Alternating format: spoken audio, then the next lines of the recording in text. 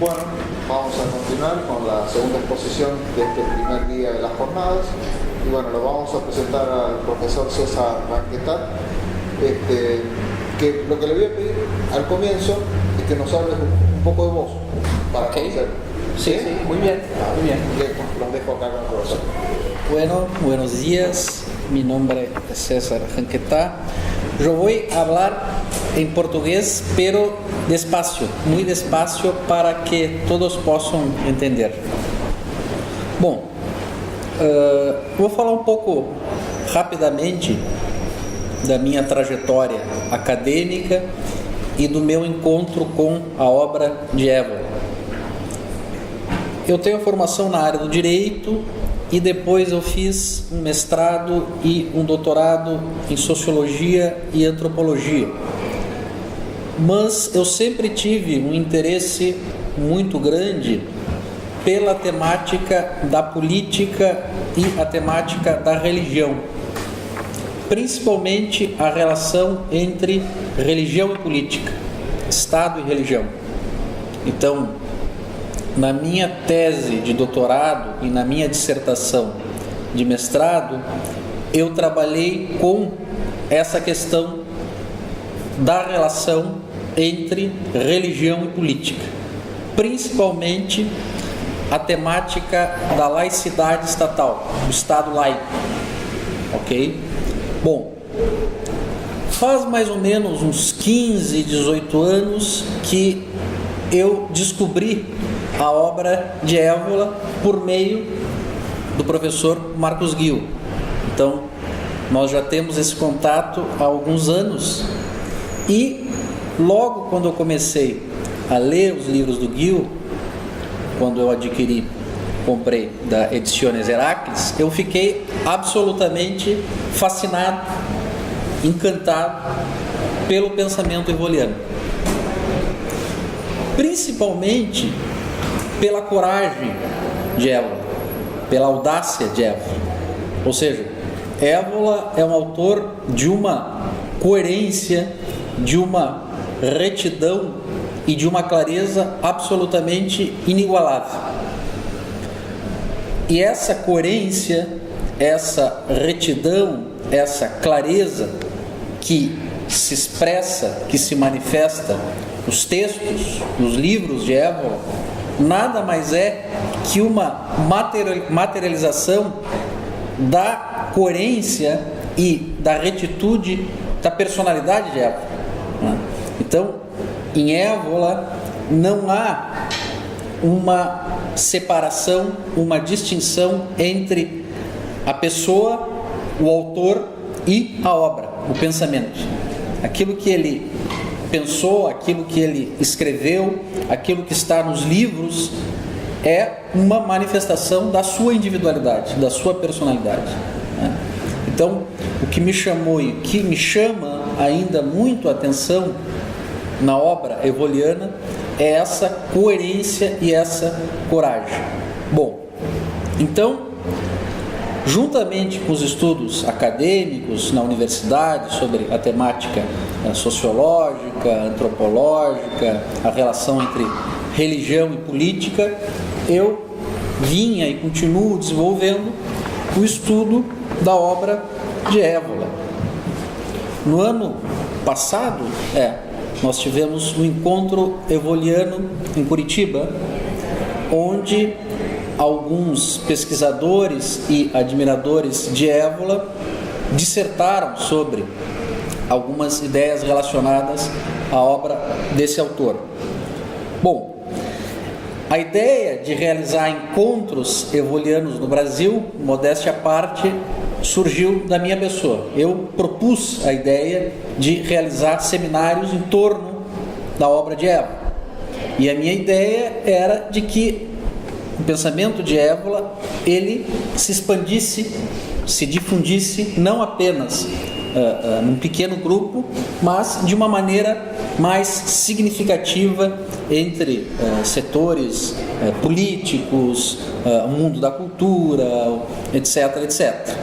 Porém, infelizmente, lamentavelmente, de um tempo para cá, boa parte daqueles jovens que, num primeiro momento, estavam fascinados por Évola e estavam buscando estudar a Évola, acabaram por enveredar, né, para a linha de Alexander Dugin, né, um projeto eurasiano.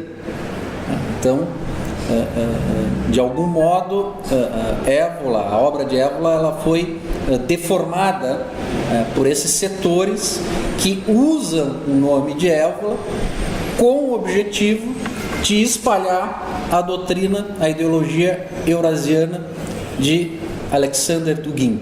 Então, os encontros evolianos que hoje estão sendo realizados no Brasil não tem nada de Júlio Évola. É simplesmente Alexander Dugin e Companhia Limitada. Então, é lamentável, é muito triste, porque a ideia era difundir Évola no Brasil.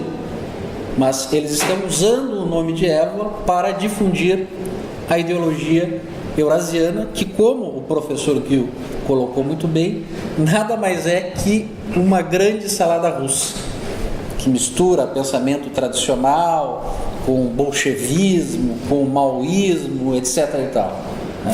É uma salada de fruta, é uma mistura inconsistente, incoerente, e que nada mais é do que um instrumento do projeto político imperialista de Alexander Dugin e aquele que ele serve, que é Putin.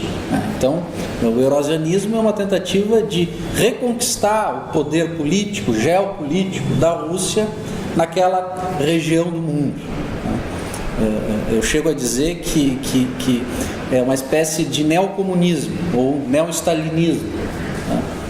Então, eles usam ideias tradicionais, conservadoras, com o objetivo de expandir o poder político imperial russo, que de império, no sentido tradicional, nada tem.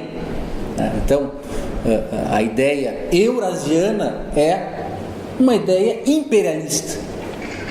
Então, é uma dominação econômica, política da Rússia, mas política no sentido moderno, no sentido secular, laico. Então, de tradicional, de conservador ou revolucionário conservador, o eurasianismo nada tem. Porém, esses jovens, eles estão ainda como que impressionados, né, com essa salada russa duginiana. Mas certamente logo vão despertar desse sono e vão se dar conta que Dugin e eurasianismo é uma grande bobagem, né, uma basura, um lixo, né, que não serve para absolutamente nada. Bom, antes de entrar no tema da minha ponência, da minha exposição propriamente, que é a concepção de Estado em Júlio Évola, eu queria fazer outros comentários preliminares sobre a situação política hoje no Brasil. Então, o Brasil, não muito diferente de outros países sul-americanos, é governado por um partido de esquerda, um partido populista, demagógico, Partido dos Trabalhadores. E essa linha política que hoje governa o Brasil, na verdade, é um grupo político que tem uma força extraordinária na sociedade brasileira. Porque o Partido dos Trabalhadores não só detém poder político, o controle do Estado, mas por meio da estratégia gramsciana, do ideólogo comunista Antônio Gramsci, conseguiu ocupar vários espaços centrais na sociedade brasileira. Ou seja, uma estratégia de hegemonia, de ocupação de espaços. Então, os militantes, os representantes desse partido e de outros setores da esquerda socialista brasileira têm um controle da imprensa, das casas editoriais, das universidades, das escolas, do mundo cultural acadêmico como um todo. O curioso é que no Brasil hoje, praticamente todos os partidos políticos são partidos políticos identificados, pelo menos nominalmente, com um projeto neomarxista, neossocialista. Então todos os partidos são partidos socialistas, ou então com um nome social, né? Então, o Partido Socialista Brasileiro, o Partido da Social-Democracia Brasileira, o Partido Socialista dos Trabalhadores Unificados, o Partido Socialista dos Operários, etc, etc. Todos são socialistas, todos são populistas, demagógicos e seguem essa linha que agrada as massas. Agrada as massas e que é uma maneira de eles conseguirem o voto e ascender ao poder. Ter o controle da máquina pública. Movimentos, agrupações políticas, culturais, tradicionalistas, conservadoras, nacionalistas, alternativas são muito escassas. Há muitos poucos grupos e movimentos alternativos de direita revolucionária, reacionária, revolucionária conservadora. Talvez o mais significativo hoje seja um movimento que segue as ideias do integralismo de Plínio Salgado, que foi o movimento político-cultural mais importante da história brasileira. E foi um movimento com grande força e influência na década de 30. A década justamente, um momento histórico onde os movimentos nacional-revolucionários tinham uma grande importância. Então, hoje você tem alguns setores que se identificam com essa linha de pensamento de Plínio Salgado, Gustavo Barroso, Miguel Reale, etc. e tal. Bom, a par disso, você tem uma nova direita, uma direita pró-americana, uma direita liberal burguesa, digamos assim, identificada com setores neoconservadores muito próximos com o Tea Party americano. Então, uma direita democrática, uma direita capitalista, uma direita que é favorável à sociedade de consumo, à economia de mercado e todas as taras e vícios do liberalismo democrático moderno. Bom, é evidente que essa direita postiça, essa direita falsa direita, liberal, burguesa, capitalista, ela desconhece a obra de Évola e de outros autores tradicionais. Se há alguns indivíduos e grupos identificados com essa direita liberal burguesa que conhecem superficialmente Évola, sempre tem aquela visão preconceituosa, aquela visão deformada de Évola. Então, se você fala de Évola com esses setores liberais, eles logo identificam Évola como um autor nazista, como um autor ocultista, como um autor pagão. Então, é muito fácil utilizar essas expressões, esses clichês, para tentar neutralizar a força da obra de Évola. Bom, pessoas, grupos identificados com Évola, você tem admiradores, você tem alguns seguidores, mas não há nenhuma organização política, nenhuma organização cultural que hoje siga a obra de Évola. Há figuras esparsas que se identificam com Évola.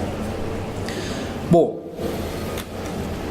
agora passando para um outro momento, para o tema propriamente da minha apresentação, eu gostaria aqui de comentar alguns pontos de Évola acerca da visão que ele tinha do Estado e da ordem política.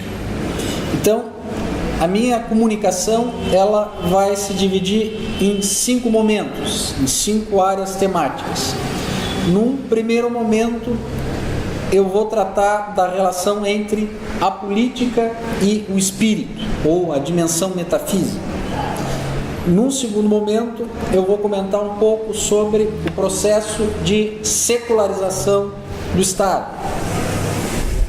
Num terceiro momento, eu vou apresentar muito brevemente a concepção de Estado orgânico defendida por Évola. Posteriormente, eu vou tratar sobre a concepção de direita de Évola e qual a visão de Évola acerca do liberalismo e do espírito burguês. E por fim, como um fechamento, uma conclusão, a noção de ordem e a necessidade de uma aristocracia espiritual e guerreira no mundo moderno, que era um dos pontos cruciais da obra evoliana. Bom, então, distinguindo-se de outros autores identificados com o pensamento tradicionalista integral, Júlio Évola não se furta da tarefa de analisar temáticas relacionadas ao campo da política e do Estado. O mestre italiano procura aplicar os princípios e as categorias do pensamento tradicional no exame de questões que se referem à esfera social e à esfera política. Conforme afirma Alain de Benoist, trata-se de um metafísico comprometido, engajado. Esse me parece um ponto inicial importante. Então, diferente de René Guénon, de Fritjof Schwann, de Titus Burckhardt, Martin Lings e outros autores identificados com o pensamento tradicionalista integral, Évola mostra sempre essa preocupação em tratar acerca da organização social, acerca da política e da configuração do Estado. Então, Évola, ele não fica apenas especulando acerca de realidades metafísicas longínquas e abstratas, mas procura aplicar essas categorias e princípios metafísicos na análise do mundo político. E mais do que isso, fazer com que a própria organização política e o Estado se subordinem a esses princípios metafísicos e espirituais. Isso se deve à própria concepção de tradição que Évola defende, que é uma ideia, uma concepção de tradição que difere até certo ponto da concepção guénoniana e de outros autores identificados com o pensamento tradicional. Ora, em Évola, o conceito de tradição, viga mestra de seu pensamento, caracteriza-se como uma realidade dinâmica e atuante, a qual, por consequência, jamais pode ser entendida num sentido meramente abstrato e especulativo. Com efeito, a tradição para o filósofo italiano manifesta-se em sua plena potência formativa e animadora no domínio da organização política e social, para conferir à mesma um significado e uma legitimação superior. A tradição é uma potência que se plasma no domínio histórico, é uma força do alto, transcendente, que atua no campo político, tornando-se o eixo em torno do qual gravitam todas as atividades e esferas da vida de uma civilização normal. Essa presença do alto, a transcendência imanente na feliz definição evoliana, corporifica-se numa elite cuja fundamental tarefa é conservar e transmitir a tradição, assumindo, além disso, o papel de comando e direção da vida coletiva. Ou seja, a tradição para Évola é uma força atuante, é uma força agente, é uma força dinâmica, viva.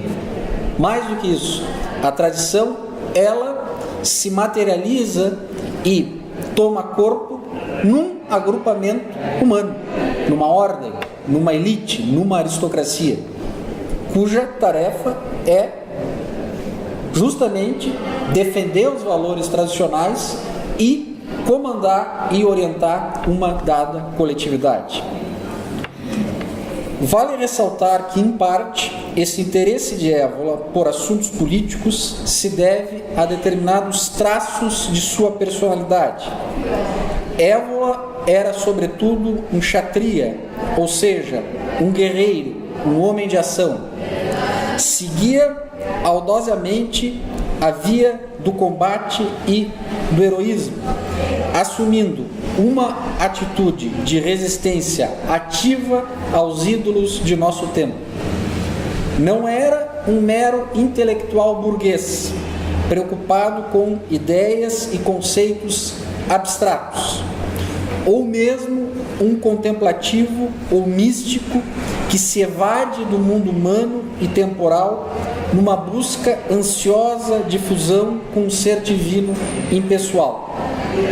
Com essa equação pessoal, era natural que assumisse um rol político, ou melhor, metapolítico, procurando, de algum modo, atuar e interferir no rumo dos acontecimentos.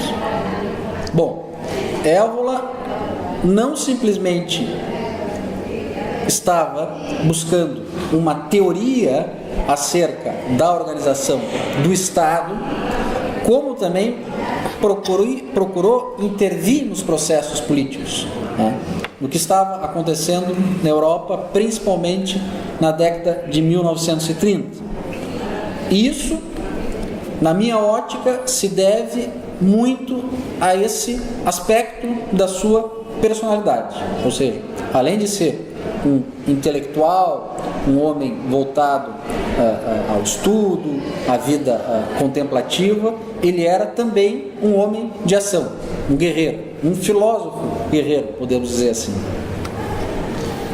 Para compreendermos a concepção evoliana da política e do Estado, se faz necessário partirmos de uma das intuições centrais de sua obra, esposada inicialmente no mais importante de seus livros, Revolta contra o Mundo Moderno. Neste livro, Évola parte de uma constatação essencial, a de que, mais além do pluralismo e da multiplicidade de civilizações e culturas, há idealmente e morfologicamente um dualismo de civilizações: a civilização tradicional e a civilização moderna. Este dualismo de civilizações deve ser entendido principalmente em termos meta-históricos ou no sentido weberiano de tipos ideais. Uma civilização tradicional caracteriza-se essencialmente por ter como eixo e centro ordenador um elemento supratemporal. Para o mundo tradicional, conforme afirma Évola, a existência exterior, o viver, é nula se não for uma aproximação para o supramundo, para o mais que viver, se o seu fim mais elevado não for a participação nele e uma libertação ativa do vínculo humano. Desse modo, o sagrado não se restringe ao íntimo das consciências e ao espaço circunscrito dos templos e igrejas, mas se espraia por todo o tecido social. Nesta atmosfera, permeada por forças divinas e mágicas, todos os atos e esferas da vida individual e coletiva revestem-se de um caráter ritual. Em todas as civilizações tradicionais, o próprio mundo social e político, então, originava-se do alto e voltava-se para essa realidade metafísica mais elevada. As leis, as normas, as instituições sociais tinham essa dimensão sacral, essa dimensão espiritual. Bom, dessa forma, a base e o fundamento da autoridade não era a simples força ou violência, ou ainda qualidades naturais e seculares como a inteligência, a sensatez, a habilidade, a coragem física e a preocupação com o bem-estar material coletivo. Na origem de todo o poder temporal havia uma autoridade espiritual. Então aqui também nós podemos ressaltar algo que é bastante destacado por Évola, que é essa subordinação do poder temporal em relação à autoridade espiritual, que não é apenas ou não é unicamente uma autoridade sacerdotal, mas uma autoridade espiritual e guerreira, uma aristocracia espiritual e guerreira. A autoridade espiritual que se encarnava na figura tradicional da realeza sacerdotal, do rei pontífice, e que se materializava de um modo mais amplo na ideia de império. O rei sagrado representava o supremo vértice hierárquico de uma ordem social tradicional. De sua figura hierárquica emanava um poder e uma força sobrenatural que permeava todos os âmbitos da vida coletiva. Então, aquilo que o professor Gil colocou. Então, da mesma forma que o indivíduo absoluto era o homem realizado na sua totalidade, né? Aquele que realizou e concretizou a sua dimensão mais profunda, a sua dimensão espiritual, o rei sagrado, o rei sacerdote, era o centro, o ápice da ordem social, né? Porque ele como que manifestava algo de supra-humano, algo de transcendente. Bom, nas ordens políticas tradicionais cristalizava-se a síntese de espiritualidade e poder, a integração e a unidade suprema entre o regnum e o sacerdócio. O poder político se estribava em uma autoridade de origem espiritual. A noção de um poder meramente mundano, terreno e secular inexistia. O Estado possuía primordialmente um caráter sacral. Em contraposição à civilização tradicional, há na visão de Évola a decadente e confusa civilização moderna, cujo centro é já não mais o sagrado, mas meramente humano e temporal. A civilização moderna rompe os laços do homem com o eterno, processo esse que culmina na satânica revolta do homem contra a ordem transcendente e divina. Na civilização moderna, todas as atividades humanas e instituições sociais concentram-se no que é contingente e efêmero. Como consequência lógica desse processo, a própria política, o próprio Estado, também se mundaniza, se laiciza, se seculariza. De tal modo que o Estado moderno é substancialmente uma forma política privada da dimensão da transcendência. Ora, a desconsagração ou dessacralização do Estado moderno acaba por redundar no desenvolvimento do agnosticismo e do ateísmo político e, como consequência natural, no rebaixamento da atividade política e na expansão do igualitarismo e do socialismo, intrinsecamente míopes para todos os aspectos da realidade humana que transcende a dimensão do econômico e do social. Bom, então, hoje as ideologias políticas modernas, sejam as ideologias de direita ou de falsa direita, liberalismo, sejam as ideologias de esquerda, socialismo, comunismo, elas só se concentram na dimensão do social, na dimensão do econômico, naquilo que é contingente, naquilo que é efêmero. Então, elas perderam completamente essa ligação, esse laço com a dimensão espiritual, com a dimensão do sagrado. Mais do que isso, hoje, se você chegar para um político e começar a falar com ele, a política deve se subordinar a princípios metafísicos, a princípios sagrados, ele provavelmente vai rir da tua cara, ele vai achar isso engraçado, uma piada, uma broma.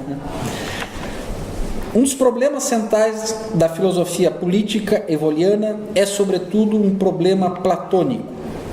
Trata-se de saber como introduzir o espírito no campo da atividade política. A possibilidade de plasmar na arena política princípios espirituais pela força e a violência seria algo desastroso e contraditório. Tal tentativa acarretaria inexoravelmente numa corrupção e degradação dos valores espirituais. Uma alternativa mais plausível seria estabelecê-los, os princípios metafísicos, no campo político, por meio da ação persuasiva, pedagógica, modelar e sutil de uma ordem, de uma elite espiritual e guerreira. Évola, como Platão, estava profundamente preocupado com a restauração do vínculo entre espírito e poder. Não aceitava o dualismo de uma espiritualidade que não é um poder e de um poder que não é espiritual. Em suas obras políticas, ressaltava que se fazia imprescindível para o restabelecimento de um Estado tradicional a associação entre potência e superioridade, baseando-se a potência sobre uma superioridade essencialmente fundada em princípios metafísicos. Portanto, de fundamental importância seria a reconstrução da unidade primordial dos dois poderes, do real e do hierático, do sacro e do viril. Para tanto, insistia acerca da imperiosa necessidade de restaurar uma tradição espiritual guerreira, para além da tradição religiosa sacerdotal hoje dominante. Uma aristocracia espiritual que manifestasse possibilidades humanas superiores, modos diferenciados de interesses e sensibilidades, a qual, enfim, testemunhasse uma forma mais elevada de existência e um ethos heróico marcado pela calma e serenidade interior e principalmente pelo domínio de si e por uma austera e olímpica gravidade. Uma elite guerreira e espiritual que representaria um contraponto indispensável ao predomínio avassalador na Idade Moderna das castas econômicas, dos mercadores e dos trabalhadores. E aqui eu faço um breve comentário. Esse ponto que o Évola insiste tanto da necessidade de restaurar uma aristocracia guerreira é algo absolutamente original na obra evoliana. Você não encontra isso em qualquer outro autor. Então, a necessidade de você formar uma ordem de você tentar construir um grupo político ou metapolítico que esteja fundamentado nesses princípios e nesses valores aristocráticos e heróicos, é algo crucial em Évola e que talvez seja o que mais distingue Évola de outros autores tradicionalistas. Então, se Guénon falava da necessidade da restauração de uma elite intelectual, Évola, por sua vez, discordava de Guénon, porque dizia, não basta uma elite intelectual, é preciso algo mais do que isso, é preciso uma aristocracia guerreira. E isso se deve, claro, às diferenças de orientações metafísicas, filosóficas. Évola, como eu já coloquei aqui, e como você sabe muito bem, era mais um homem de ação, alguém que seguia a via do herói, do que um contemplativo, um místico, diferente de Guénon, que era sobretudo um intelectual contemplativo. Então, ele acentuava muito essa necessidade da restauração de uma elite intelectual e da recuperação do valor de uma casta sacerdotal religiosa, diferente da linha seguida por Évola. Bom, e aí nós entramos então num outro ponto, que é a relação entre a política e a dimensão do espírito. E nesse ponto, Évola, mais uma vez, é surpreendente, porque ele talvez seja um dos únicos autores no campo da ciência política, da filosofia política, que mostra que a esfera da política é uma esfera que manifesta esses valores heróicos, hierárquicos, ideais, anti-hedonistas e antidemocráticos. Mais do que isso, o Évola, ele mostra muito bem que o Estado, ele não seria a expressão da sociedade, o resultado da sociedade, mas o Estado, na verdade, seria constituído por um agrupamento guerreiro, por uma elite guerreira.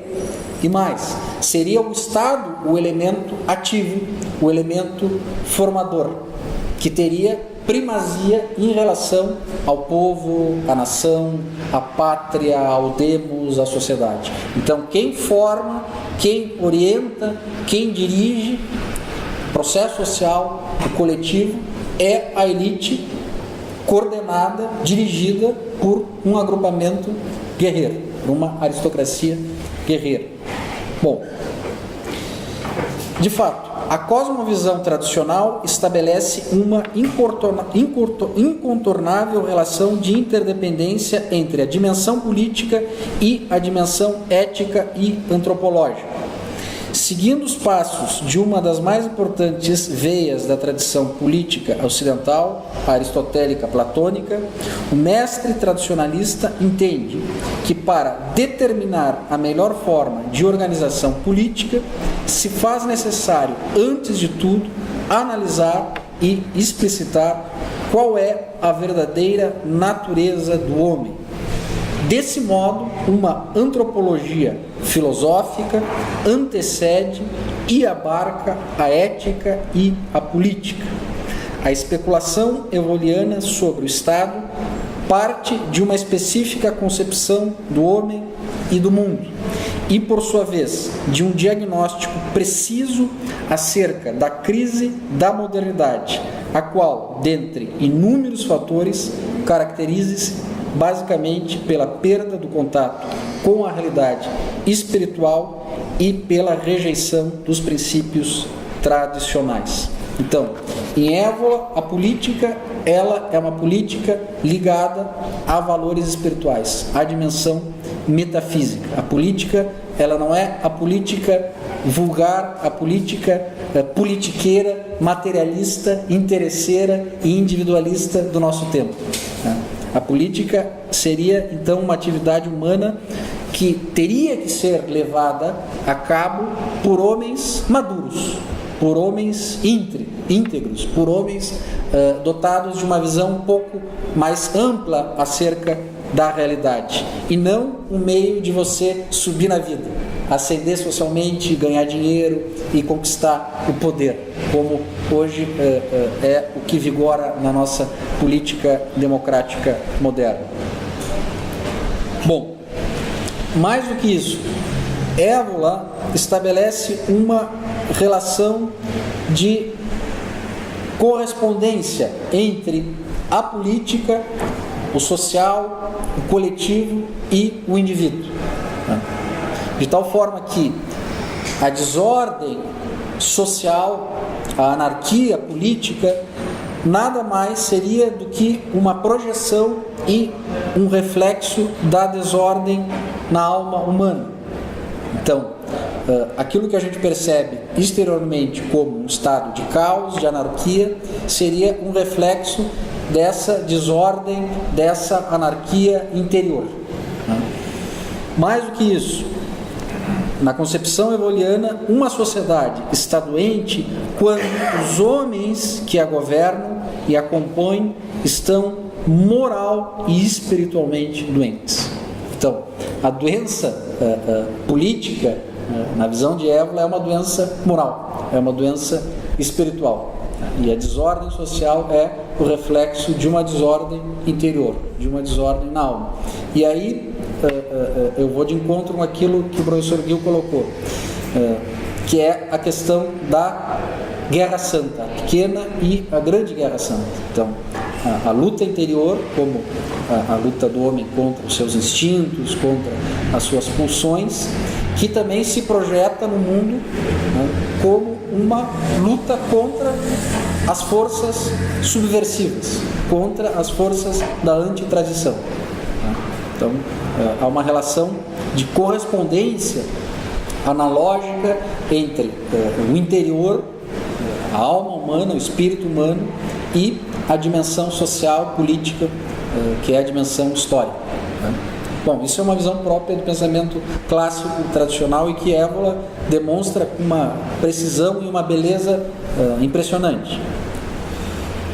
Desse modo, o critério último e definitivo de medida e aferição da ordem ou desordem social e política é a própria ordem da alma do homem plenamente desenvolvido, a pessoa absoluta no sentido de Évola.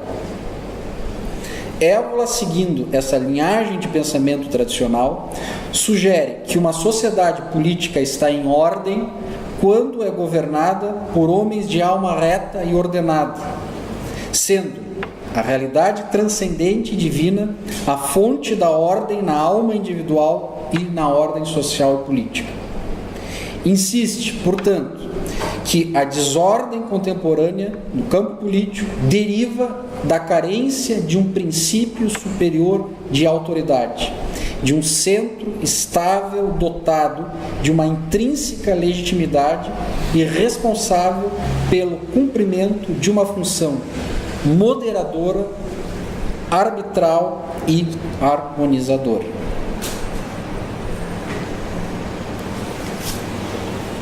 Bom, um outro ponto que Évola destaca é de que o Estado e a ordem política, ela não se reduziria apenas às suas funções administrativas, às suas funções de gestão econômica. Então, hoje, o Estado é visto como uma espécie de uma grande empresa e o presidente da República, os ministros, principalmente o ministro da Economia, das Finanças, é o elemento central nesse sistema político, porque ele deve administrar as questões materiais, econômicas e financeiras. Bom, essa visão moderna, liberal, burguesa, capitalista, parte da premissa que cabe ao Estado, então, trazer o quê? O bem-estar econômico e material para a coletividade. É evidente que Évola rechaça por completa essa visão mecanicista e economicista do Estado. O Estado não é um mero gestor, o Estado não é um mero administrador de empresas. Não, o Estado é muito mais do que isso. O Estado também não é apenas o órgão que tem o monopólio do uso da violência, o monopólio legítimo do uso da violência. O Estado, ele não se caracteriza unicamente pelo uso da força material, da violência. Não, o Estado é uma entidade espiritual. É uma entidade espiritual que tem também como papel propiciar uma atmosfera social, um ambiente institucional que propicie a elevação interior da pessoa humana, o desenvolvimento integral da pessoa. Então, criar um cenário, instituições que possibilitem a elevação moral e espiritual dos indivíduos. Então, é uma visão completamente antitética à visão hoje hegemônica. O Estado como um órgão espiritual e formador, tendo uma função retificadora, normativa e ordenadora do mundo social. Bom, o segundo ponto diz respeito à laicização do Estado. Então, se esse Estado tradicional tinha, sobretudo, uma função de elevação moral e espiritual dos indivíduos, o Estado moderno é um Estado laico, é um Estado secular, ou seja, é um Estado completamente distanciado, desvinculado de qualquer princípio de ordem espiritual e metafísica. Então, é um Estado gendarme, é o Estado agnóstico, é o Estado neutro das ideologias liberais e juridicistas. Então, cabe ao Estado apenas proteger os direitos individuais e fazer com que a sociedade seja uma sociedade pacífica, harmônica em suas relações. Então, nessa concepção moderna de Estado, o elemento primacial já não é mais os valores éticos e espirituais tradicionais, mas unicamente aquilo que diz respeito ao econômico, ao social. É um imperativo, então, do econômico e da técnica. O Estado é um Estado voltado, basicamente, essencialmente, ao quê? Ao desenvolvimento econômico, industrial, técnico de uma comunidade. Então, o Estado moderno laico é um Estado tecnicista, é um Estado voltado apenas para o progresso industrial, para o progresso econômico, não preocupado mais com essa dimensão da transcendência. Em contraposição, então, essa visão mesquinha, essa visão vil do Estado moderno, Évola defende o Estado orgânico. Agora, nessa concepção do Estado orgânico, muitos tendem a ver essa defesa do Estado orgânico como a defesa de um Estado dirigista, de um Estado totalitário. Mas, pelo contrário, essa visão do Estado orgânico é um Estado que é um centro ordenador, formador, mas que respeita a liberdade da pessoa e a liberdade dos vários grupos orgânicos intermediários. Então, não é um Estado que regula, que dirige e que intervém em tudo. Não é um Estado babá, um Estado pedagogo. Não, é um Estado que tem uma função eminentemente orientadora, normativa, formadora, mas não é um Estado intrusivo, não é um Estado dirigista, que em tudo intervém e tudo pretende regulamentar e legislar. Bom, nessa questão do Estado orgânico, é importante também colocar que, ao mesmo tempo que a Évola se opõe ao Estado moderno, economicista, e ao Estado laico, secular, isso não significa que ele abrace a causa guelfa do Estado dominado por uma casta sacerdotal. Então, o fato de ele ser contrário à neutralidade do Estado, de ele ser contrário ao Estado secular, não significa que ele abrace a falsa alternativa de um Estado clerical, teocrático. Até porque, para Évola, o grupo, ou melhor, a casta dominante não é a casta dos sacerdotes, mas a aristocracia espiritual e guerreira. Então, a posição de Évola não é uma posição favorável a um Estado clerical teocrático. Um Estado que se fundamente em princípios espirituais, mas que não seja regido e governado por uma elite sacerdotal. Então, esse é um ponto que Évola destaca também. A visão moderna do Estado dirigista, totalitário, é, na verdade, uma deformação, uma contrafação, uma inversão do Estado orgânico, hierárquico, tradicional. Então, os Estados totalitários, principalmente aqueles identificados com as ideologias socialistas e comunistas, são contrafações, são inversões do ideal tradicional de um Estado orgânico, de um Estado ordenador, de um Estado fundado em valores heróicos e em valores espirituais. Bom,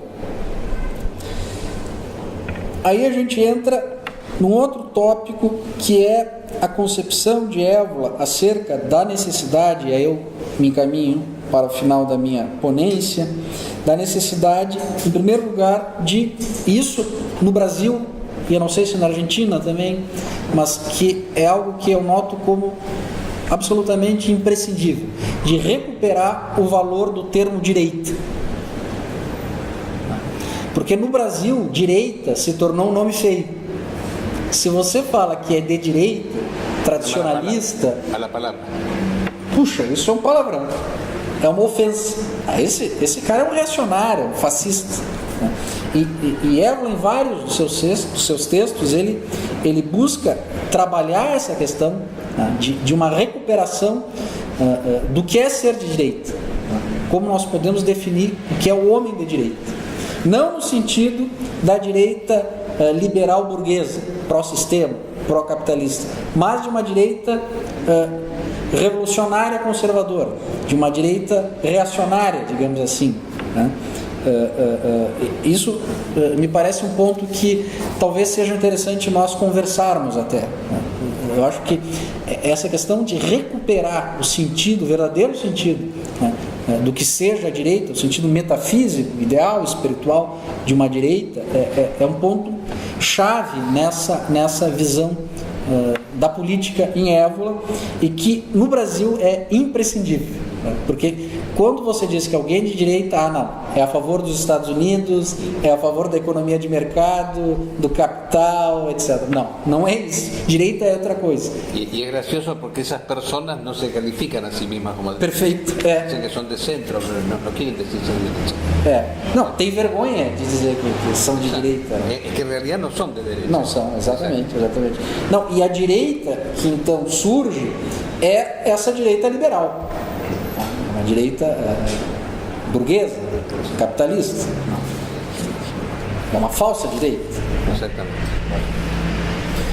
Bom, e junto com essa questão da recuperação do sentido da direita, um outro tema que é importante, eu acho que também o Julián Ramírez tem escrito, que é essa questão de tentar restaurar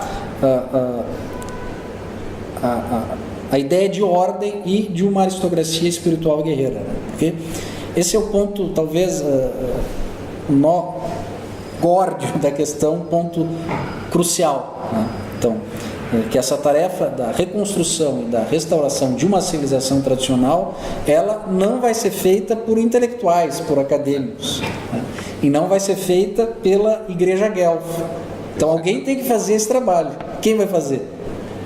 Se não são os sacerdotes completamente modernizados, laicizados, se não é a academia, a intelectualidade, que é, em sua grande maioria, progressista e liberal, bom, vai ter que ser uma elite aristocrática guerreira. Exatamente. Então, essa noção da ordem, ela tem que se basear no quê? Na visão de mundo, numa concepção do homem e do mundo, né, tradicional, antitética à visão moderna. Né? Agora, essa ordem, essa elite guerreira, ela tem que definir também, e eu acho que os dióscuros na magia do espírito, magia da ciência, magia como ciência do espírito trabalham um pouco isso, definir bem quais são os seus papéis, o que deve ser feito, o que fazer diante desse cenário de caos, de desordem, de decadência, o que essa aristocracia espiritual e guerreira deve fazer em primeiro lugar. Eu acho que aí, mais uma vez, o mestre tradicionalista dá as orientações. Então, conforme insistia o barão italiano, o problema principal é de natureza interior. É necessário, antes de tudo, um rebelar-se, um renascer interiormente, dar-se uma forma, criar em si mesmo uma ordem e uma retitude. O fundamental para o homem da ordem não será a adesão a determinada confissão religiosa ou corrente política, nem mesmo a posse de uma cultura mundana e de conhecimentos filosóficos e científicos profanos, mas um modo de ser, uma determinada concepção da vida e um inconfundível estilo pessoal marcado pela retidão, firmeza e coerência na existência. A ação da ordem será principalmente uma ação sutil, ou melhor, uma ação de presença, uma particular e específica ação à distância, por pura sugestão, que, analogamente, pode ser vista como o atuar de um motor imóvel que tudo move sem mover-se nem ser movido, ou mesmo de um ímã que, por um poder magnético, atrai e orienta. A ordem será o embrião de uma sociedade política de tipo tradicional e, posteriormente, a espinha dorsal do Estado orgânico. E aí eu chego nas minhas considerações finais, porque vocês devem estar já cansados com o meu português. Mas entendeu todo. Bom, considerações finais. O pensamento eoliano busca assentar as bases de uma metafísica da política, de uma espécie de metapolítica tradicional. Trata-se de uma metafísica prática e aplicada, ou seja, de uma atividade política inspirada por valores, interesses e princípios superiores, que, por sua vez, devem fundamentar a ação, uma ação que tenha um caráter retificador e ordenador diante da corrupção e da degradação da atividade política na modernidade. A política na modernidade tornou-se invariavelmente o campo das ambições e vaidades humanas desmedidas, o terreno de uma pérfida luta pelo poder e de um desejo luciferino pela dominação. A única ação política eficaz que parece seduzir as massas é aquela que promete vantagens materiais e conquistas sociais. A política secularizada reduz-se e subordina-se ao universo limitado dos imperativos da técnica e da economia. Com efeito, a criptopolítica de nosso tempo é o lugar, por excelência, da ação subversiva de forças ínferas e sombrias, que, em última instância, desejam corromper e perverter os valores tradicionais e aniquilar o poder do espírito humano. É inegável que em nossa época, conforme mostrou Évola com precisão, não há mais qualquer Estado tradicional, hierárquico e orgânico em sua estrutura. Ademais, inexistem verdadeiros soberanos e governantes dotados da capacidade de reger a espada e o cetro. Muito menos podemos perceber a existência de partidos e movimentos políticos aos quais se pudesse aderir de forma incondicional e absoluta. Nesse cenário sombrio de degradação da política, a única postura a ser adotada pelo homem da tradição é a apoliteia platônica, a qual consiste no afastamento definitivo do sistema societal vigente e na rejeição a qualquer mito social, sustentado pelas múltiplas ideologias igualitaristas modernas.